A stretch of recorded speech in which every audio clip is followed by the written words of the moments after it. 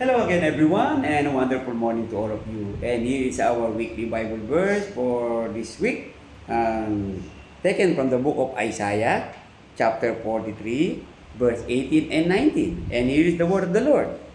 Remember not the former things, nor consider the things of old. Behold, I am doing a new thing. Now it springs forth. Do you not perceive it? I will make a way in the wilderness and rivers in the desert. Mga kapatid, sa linggong ito, ang huling linggo ng taon 2025, gumaharap na naman tayo sa panibagong taon. Narito ang sabi sa atin ng Panginoon Diyos.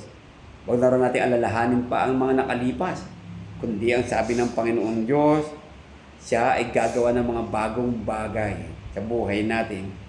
At dito sisibol muli ang magandang panahon sa buhay natin. Kaya patuloy lang po tayo na harapin ang magandang umaga, maharapin ang bagong taon.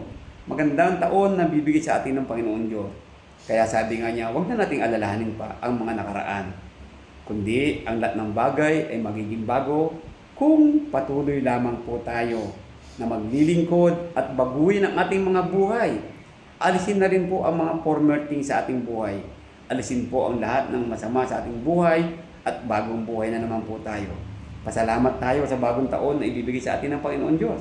Kaya sa umagang ito, sa linggong ito, sa bagong taon na harapin natin, binabati ko po kayo ng manigong bagong taon at pagpalain tayong lahat ng Diyos ng bagong bagay at mapagpalang buhay na ating haharapin. Magandang umaga po sa inyong lahat.